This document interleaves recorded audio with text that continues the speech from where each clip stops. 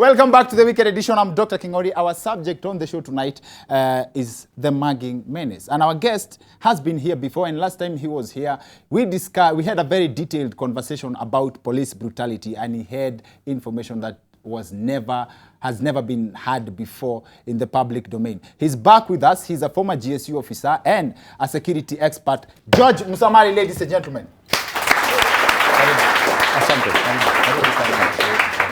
Karibu. Subject yetu ni mugging. I think tutaingia tu straight.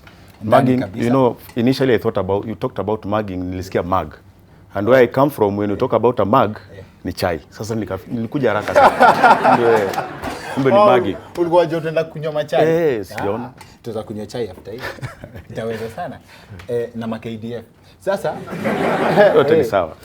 Umesikia hizo solutions polisi wamesema wanatupea. Yes. Don't look enticing to the criminals. Like nimespend the whole of this week trying to demystify looking at nini unaweza fanya ikuwe makosa yako kuibiwa.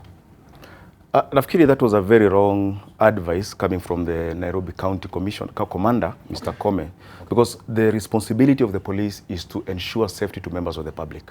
That is a mandate. Hiyo ni kitu ambayo iko katika katiba. Okay. So when you start telling me not to wear what I'm supposed to wear, what I'm comfortable in, yes, and then you start telling me that we should walk in groups, what are you trying to tell me? Because hata our magas, they also walk in groups. So utatambuaje kwamba huyu ni maga na huyu si maga? So I think huyo jamaa, he lost the ball.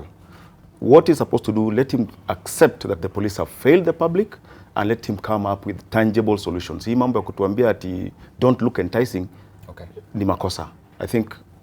So I think pia nimeget your point. Ukisema we should walk in groups because magas also walk in groups. Yes. Maybe inafaa ikuwe competition. But then ukisema police have failed in what they do, I think ni kama saa ingine inaweza kuwa inawalemea. An assistant police is an assistant inspector general anaitwa Francis Njero. Alipigwa ngeta wakachukua 400,000. Keep it, that's not the most interesting bit. The most interesting bit ni ametrainiwa Israel kama commando. Unajua akaibiwa It happens kwa sababu when we have such kind of crime, there's always that element of surprise. Now that is why you'll find that even members of the public, when you are being attacked, we behave like gunus. Hizi inaitwa wild beast. Ukiangalia wakati moja nafukuzwa na simba, zingine zinasimama zinaangalia. So that element of surprise, hata wewe hata kama umetrainiwa namna gani, even me ninaweza pigwa ngeta. Wewe unaweza pigwa ngeta. Mimi naweza pigwa ngeta. Sasa ikiwa mimi naweza pigwa ngeta na wewe. Sasa hiyo training yote ndio shida.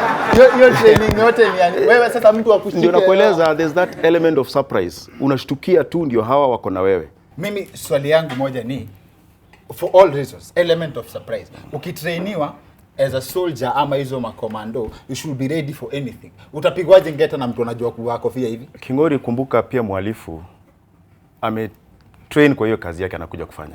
These people also do some kind of training. They also know how you people are trained. So they know how to deal with you. So it's not that we are dealing with a group that has not undergone any form of training in what they're doing. Okay. That is why they come with that element of surprise, and you being unconscious, you don't understand your environment. You're just walking within the CBD knowing very well we have police, we have the kanjos and everybody, and then we have the public. Then you lose that consciousness and then they target you. They will hit you, and it rarely takes more than 15 seconds before they are done with you. As an advice to the general public, sindio?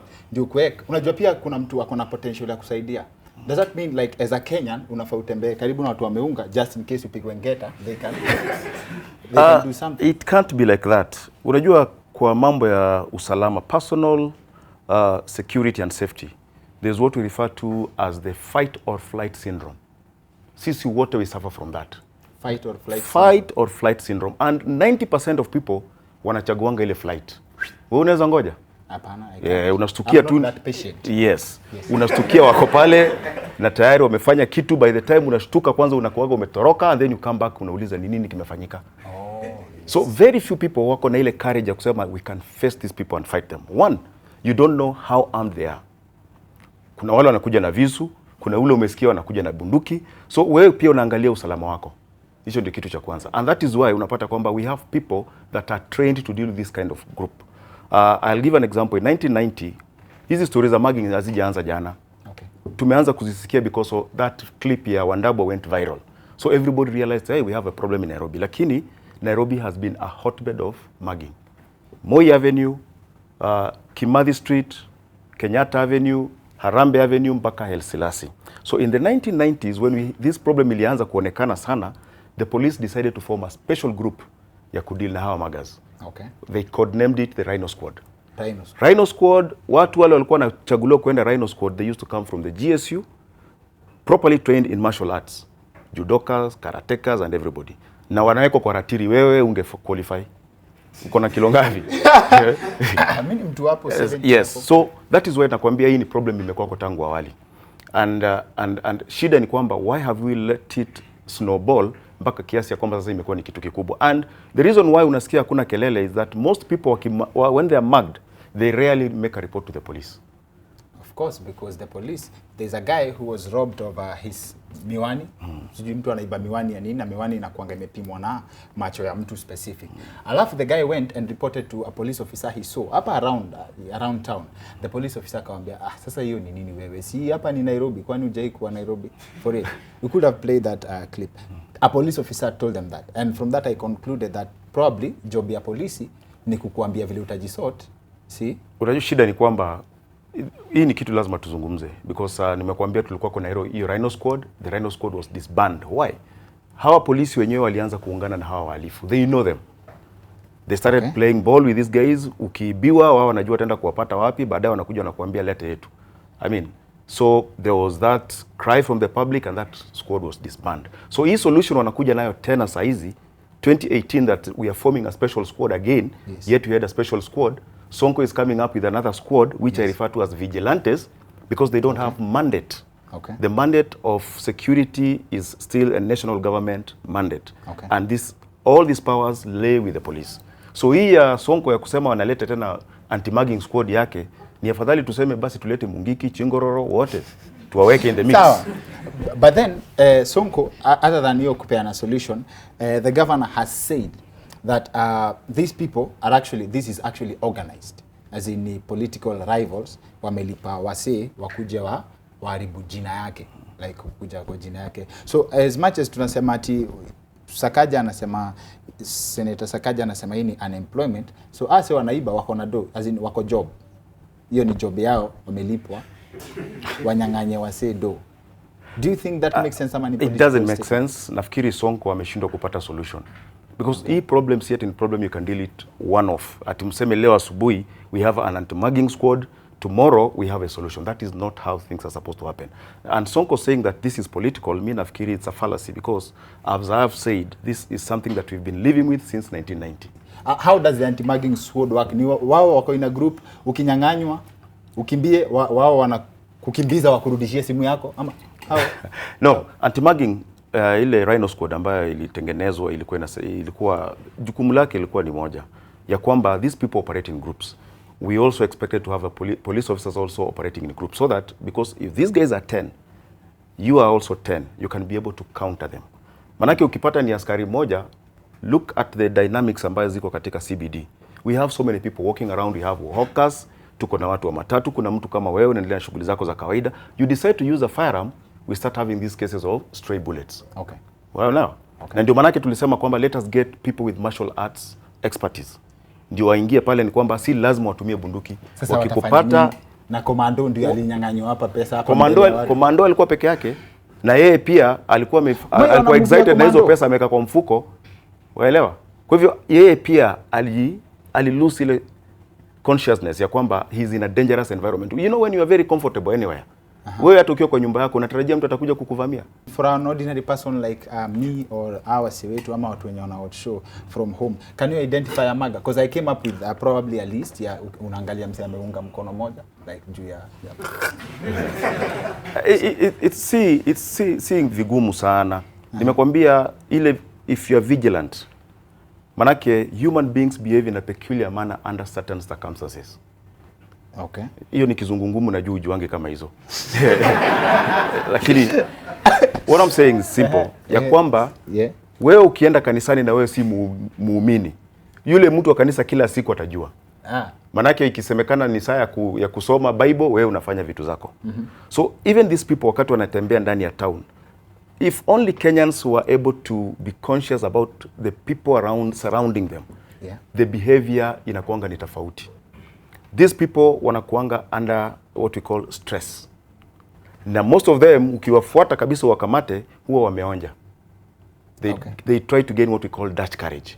Kwa hivyo utapata tu vijana wanatembea, ni kama ukiangalia ni group, ni kama wanajuana, they always exchange signals. Okay. That is for a person ule anaweza kutizama. Si ati lazima wao wameunga. One thing how they operate, they have what we call a spotter. Okay. Spotter ndiye atakufuata na ku-identify one this is a very good target. Okay. Na wakati ameku-identify, he will signal the others. Okay. So if you are able to look around you, you will find that this person looks like is a stranger around here. Okay. Si kawaida, na vijana wengi hao kutoka Eastlands, wengine wanatoka Kawangware, wengine wanatoka Kibra. So hawakai kama wale watu wanakuanga town kila siku. Ukiangalia tu utaona tabia, utaona huyu ni mlevi, anakaa mlevi, wako wawili watatu. I think watu wakiwa conscious about their surrounding, it's very easy for you to identify kwamba you are being targeted. Now the only action you can take, move from that place to a safer place. Ingia kama ulikuwa unatembea, ingia ndani ya duka. Na utakuja upate wamekufuata, wakifika hapo watakuangalia na waende. Okay. Kwa hivyo hii ni kitu ambayo kama wananchi wanaweza tizama, tabia fulani itaonekana. Okay. Mimi uangalia hookers for example mazi. Say ni wase wana hustle, ni wase wanatafuta do. Una get? Like umse hivyo ndio ulipa rent. Umse ndio survive. Una get? Like hakuna vile wanaweza accommodatiwa na bado tukue tuna deal na ama hookers ndio wako anti-mugging squad. Nafikiri hawkers kuwa anti-mugging squad, hujafikiria vibaya sana. Okay. It can be part of the solution. Okay. For example, if you go to Kampala, wako na hiyo arrangement. Okay. The border riders, we know who operates from where. Okay. Waelewa? Yes. These are registered people. Okay. Kwamba wewe you are the leader. Hawkers wako ni fulani na fulani. So if any crime happens within that vicinity, nyinyi mna bear responsibility. Mtueleze ni nani. So if you go to Kampala, you'll find that the borders, if you try to commit crime katika ile area wanafanyia kazi yao, these are the people that will arrest you and hand you over to the police. It is also happening in Nairobi, Parklands area. Yes. The borders have formed a group. Yes. A vigilante group, sort of. Yes. And these are people that are working with the police. Yes. So anything that happens within that area where they're operating from, they will bring in the police very quickly. But they will the borders are working with the police. They are working with the police. And the police are working with the thieves. The police are working with the borders. You are thieves ni yako sasa. Yeah, waelewa. So I'm saying our hawkers, yes, they are a problem. But for the time being, wako. Hatuwezi wafukuza, na umesema kwamba they are earning their living from that. So how do we organize them into a group that will assist with policing? Remember, tunasema proper policing is derived from what we call popular intelligence. Popular intelligence comes from members of the public to the police. So our hawkers, kwa sababu ni tatizo ndio, lakini now that they're there, as we are looking for a permanent solution to deal with them, the borders, let us incorporate them into a form of security system. Watakuwa na muhimu. But then sasa hizi zote ni kama imaginations, because I think the bad news nimeget kwa hii subject kutoka kwako leo ni this is something that has been there from the 90s huko sijui huko 80s. 90s. So ni group imegrow. Like Magas ni enterprise. Like ni Magas sasa imekuwa surely imekuwa ni enterprise. Kwa sababu there is no punishment. So ni mara ngapi umesikia polisi wameshika Maga na wamemfikisha mahakamani? Go to the records. It is not happening. And one of the problems nimekuambia ni kwamba polisi ukienda kwake saizi atakwambia there are no witnesses. Wewe umeibiwa, hizo story umesahau. Wakishika mtu wakimfikisha station siku mbili 24 hours hawajampeleka kotini, there are no witnesses, wanamwachilia.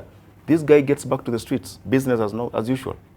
Waelewa? Yes. Kwa hivyo there are a cocktail of things that are supposed to be done before we deal with the mugging problem within the CBD. There must be punishment. Na hiyo punishment lazima tupate cooperation ya the people that are being mugged. These are the members of the public. Makofi ya George Musamali, ladies and gentlemen. Thank you for coming on the show. Asante sana. Now, that's it for the weekend edition. See you next week. My name is Dr. Kingori.